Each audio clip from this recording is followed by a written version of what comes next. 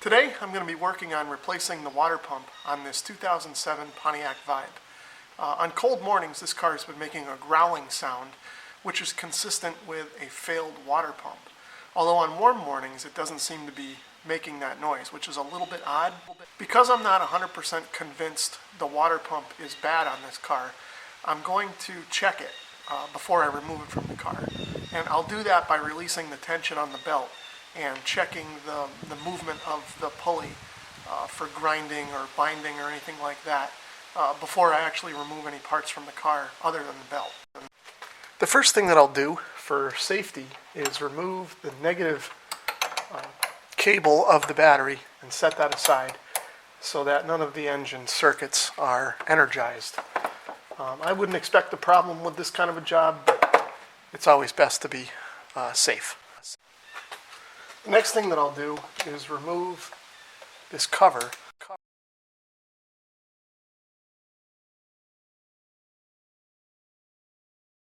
This one was a nut. These two were bolts, but I think these used to be plastic tie-downs. I replaced them with bolts when the plastic fasteners failed. And then this one is a longer bolt arrangement. You can kind of see there. It may be difficult to see here, but what I'm going to do next is release the tension on the belt by putting an 18 millimeter socket and breaker bar on this, I guess for lack of a better word, I'll call this a pivot nut that's on the tensioner.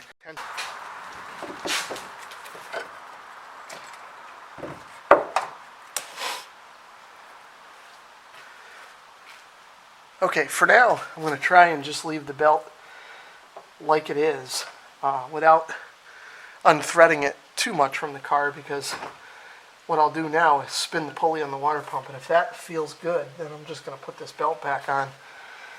And there's no sense trying to reroute the entire thing if I don't have to. You should be able to see here, this is the alternator pulley right here, and then just below that is the water pump pulley. And I can spin that with my hand, and it feels pretty good, and I don't hear any binding. However, every once in a while, there's a tiny little squeak that comes out of it. And when I put my hand way down below it, I can feel just the slightest bit of moisture. It smells a little bit like antifreeze. I don't know if that's quite enough evidence for me to believe that it's failed. But however, that noise that I heard on a couple of cold mornings, again, in itself really isn't necessarily a telltale sign because it disappears. But with all those things added up, I'm going to just go ahead and change this water pump anyway. I'm still not 100% convinced that the water pump is bad and that noise may be being caused by something else in the engine. The next step is going to be to remove the alternator here, and it appears that that's held on with two bolts. One's on the top here, and one is down here on the bottom. I'm not so sure. It's in the shot, but yeah, it's down here underneath where you can't see right now. But anyway, I'm going to start off with the top one.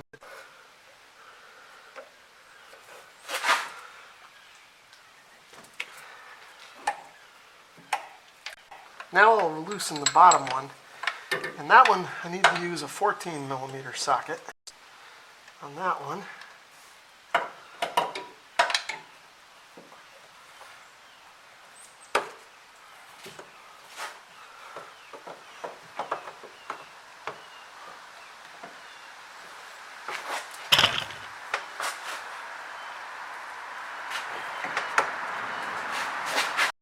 Okay, as it turns out, this bottom bolt was held on pretty tight, and I ended up having to use my trusty extension here on the breaker bar. There. Now that that's loose, I can switch over to the ratchet.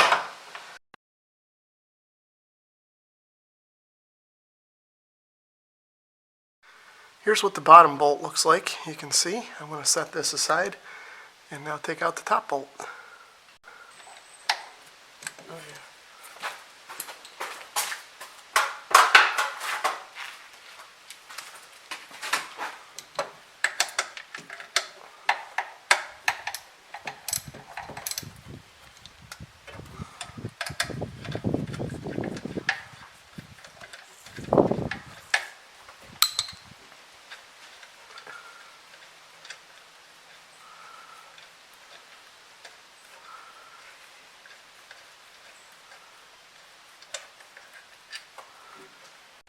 And there, as you can see, is the top bolt, which is much smaller than the bottom bolt. So I'll set that aside now. Okay, so I got this top wire out of the way here. So I've switched over to a little bit different camera, and I'm just going to kind of go back and show some of the things I've done. So you can see I've got the alternator off to the side, and there's a better shot of the water pump still attached to the engine.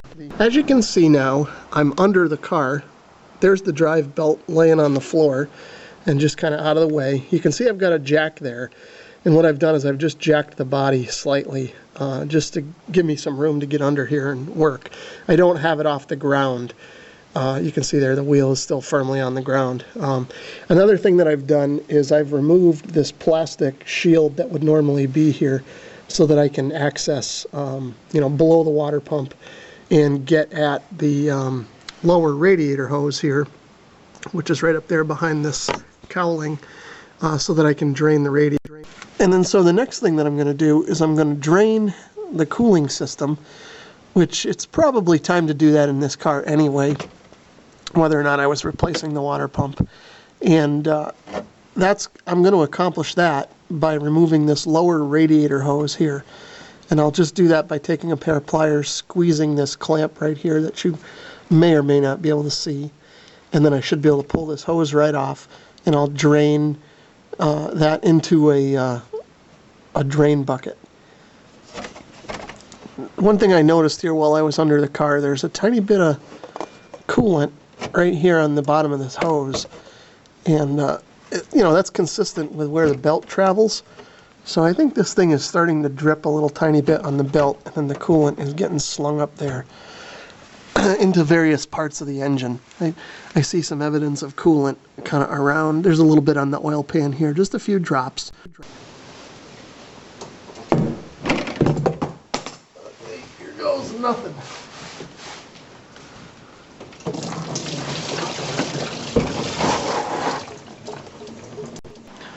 Okay, just in case I didn't get it in the shot before, you can see there I've got the radiator draining into this drain pan, and I've disconnected the hose and set it out of the way there, and I'll just let this finish draining for a bit, and then I think I can start working on removing the pump. Back under the car here, you can see that I've reattached the lower radiator hose after letting everything drain out, and I'm going to leave the drain pan here and a new piece of cardboard, because the old one got pretty wet when this thing drained. Okay, I think it's going to be a little bit difficult to show all the bolts that hold this thing on, but I believe there's 6 of them. There's one there, there's 3 over on the right side there, and then I think there's 2 more that are on the bottom. And I'm back under the car again. Here's the crankshaft pulley, air conditioner compressor here. There's the water pump and the 2 remaining bolts. So there's one bolt there that'll need to come off directly below the pulley, and then there's another one off to the side there, sort of almost behind the crankshaft pulley in this shot. Not sure if I'm getting it in the camera there. So what I think I'm going to do first is try and remove these 2 or 3 lower bolts first, and then work from the top. Okay, so here are all the bolts that came out of the water pump. You can see 4 of them are long and 2 of them are short. These were the 2 bottommost bolts, I believe, but I'll have to double check that when I put them back in to make sure that things don't get mixed up. All of these bolts came out relatively easily, no real struggling, and access wasn't too bad going underneath the car like I did for the bottom bolts. Trying to get the bottom bolts from the top might be a little bit tricky. And all of these use a 10mm socket. So with all the bolts removed, I'm just going to see if I can get the water pump out of here. And as you can see, it's leaking, and I didn't have my drain pan lined up where it should have been. So anyway, that came right out. I thought that was going to take more force to come out. I've got the new water pump over here on the left, and I've got the old one on the right.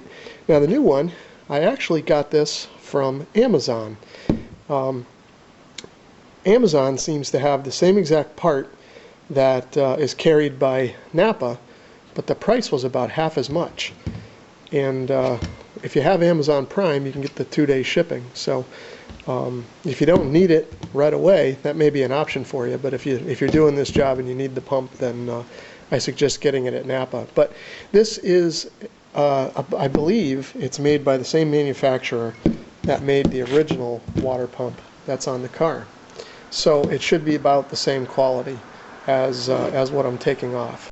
So while looking over the old pump here on the bench, trying to show here, you can kind of see that there is a little bit of corrosion inside there on the body of the pump behind the pulley.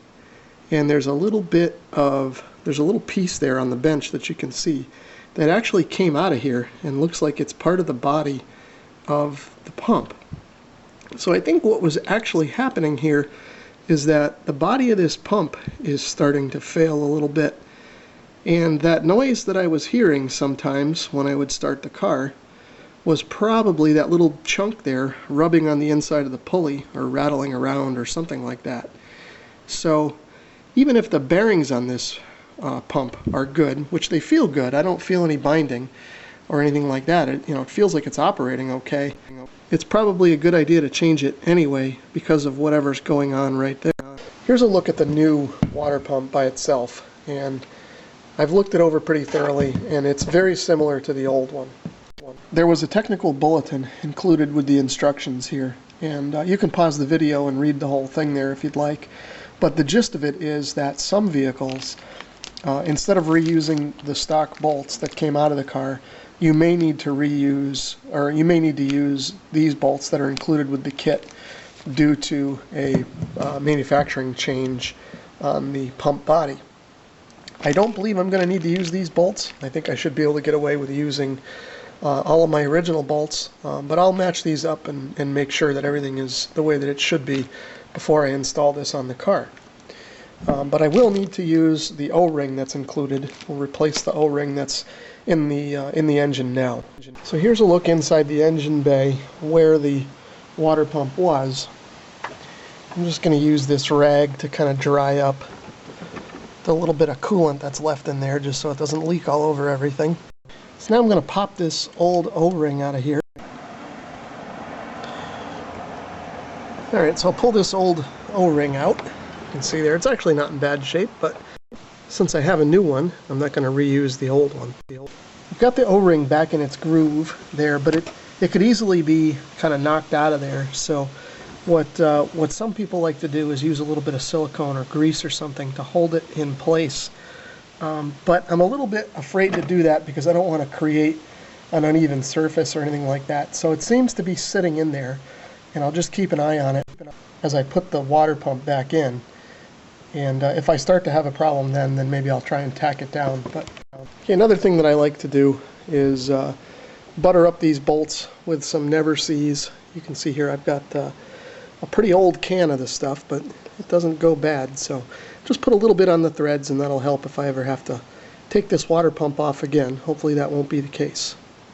So I'm going to get ready to put the water pump back in, and I'm going to fish it down behind all the hoses and stuff. But I'm going to orient it with this flange up and sort of the side that doesn't have any flanges towards the back of the engine. And I'm going to put that down in there, and I'm going to make sure that I keep an eye on that O-ring and make sure it doesn't pop out on me. All right, you can see there I've got the pump mounted in, and I've got this first top bolt just finger tight. Back under the car again, you can see I've got the 3 lower bolts in place, and the 2 shorter ones were the one over there on the far left behind the crankcase pulley. This one here at the bottom was a long bolt, and this one over here on the right was one of the other short bolts. Okay, and as you can see there, I've got all the bolts finger tightened and ready to be torqued. I've got my torque wrench set up and ready to go. However, this torque wrench is calibrated in kilogram centimeters. This is a metric torque wrench. So I've converted the recommended torque settings of 8 foot-pounds for the long bolts to 110 kilogram centimeters, and I've converted the recommended setting of 80 inch-pounds for the short bolts to 92 kilogram centimeters. Now, as I tighten these bolts, I'm going to go in sort of an alternating pattern I'm going to start with the top bolt, and then I'm going to skip down to the bottom short bolt that's on this side of the pump, and then I'll go to the other short bolt that's sort of on this side of the pump, and then I'll work my way around and do the other bolts. I'll have to be mindful that I need to change the torque settings on the wrench when I hit the short bolts, but it's best to do things in a crisscross pattern just to prevent any warping and make sure everything seats to the end. I've got all the bolts for the water pump torqued properly and double checked, so everything is good there. The next step is going to be to put the alternator back in place. I've got the alternator positioned back in, and it's properly on its bracket. You can see here it's able to kind of pivot. So I'm going to just line that back up. It may not be perfectly aligned, but I may have to kind of wiggle it around just to get everything lined up. While I'm here, I'm going to reconnect this one wire that I disconnected earlier. So I've got the alternator back on and tightened up.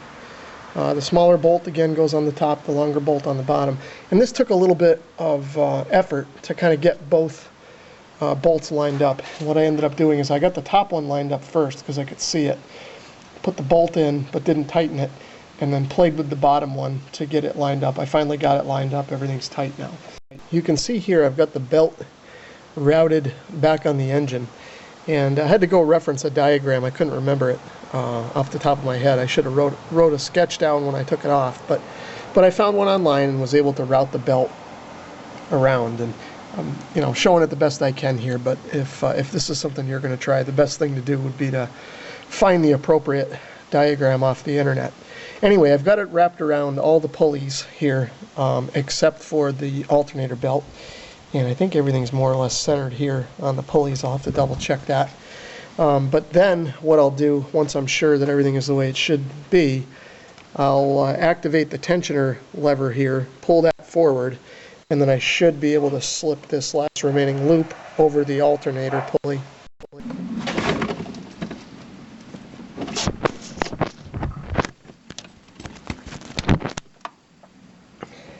So you can see I've got that on.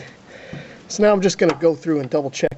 So the coolant that I've used is the DexCOOL, and this is the straight stuff. So I mixed this with some water. So this is a 50% coolant, 50% water mixture. You can buy it pre-mixed, but I prefer to buy it straight and mix it myself. I've gone ahead and I've filled up the overflow reservoir and filled up the radiator. I'm sure once the car gets up to temperature and things circulate around, I may have to adjust the level a bit. To the keen observer, you may notice right here that this has now got some white putty on it. This is actually JB Weld. At one point when I was putting the alternator back on, I realized I cracked this. I've put a little JB Weld on there, and that's still a little bit tacky, so I'm going to let that dry, even though this is the kind that can be applied underwater. I'm going to let that dry a bit before I start the engine. But the last thing to do before I start the engine is to reconnect the battery. So I'll do that now. Put the negative terminal back on, and I'll grab a wrench and tighten that up while I wait for the putty to dry.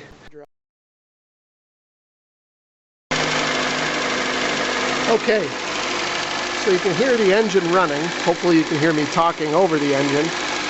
And everything looks like it's supposed to over here in terms of the belt routing and the water pump, and everything seems to be running smooth and sounds normally. So what I'm going to do is I'm going to take this thing for a test drive just to heat it up and make sure that the water all cycles through and that sort of thing, and then bring it back and double check everything, make sure the levels are good and that sort of thing. So everything seems to be looking good. I took 2 rides actually. The first ride I went around what I call my block. It's about a 6-mile loop around the roads around here. Along the way I had noticed that the car started to heat up quite a bit, and when I got back I checked the levels and had some air in the radiator, so I ended up putting some more coolant in there and letting it kind of air bleed itself in. And then I went over and picked my son up at school, which is probably about a 6 or 7 mile round trip. And along the way there, I noticed that the car ran at normal temperature and everything seemed to be good. It looks like the levels are all where they should be, and I don't see any leaks, and I didn't hear any noises that I shouldn't hear or any of that sort of thing. As you can see, I've got the engine cover back on. So I'm just about done with the job. The only thing left is to put the plastic shield back on that kind of goes under the car and up around the, or behind the wheel well rather, there to kind of keep water and stuff out of it. I'll take care of that, and that should pretty much finish this job. That's gonna just about do it for replacing the water pump in this 2007 Pontiac Vibe. If you liked this video, please give it a thumbs up. And if you'd like to subscribe or leave a comment, feel free to do that as well. Thanks for watching.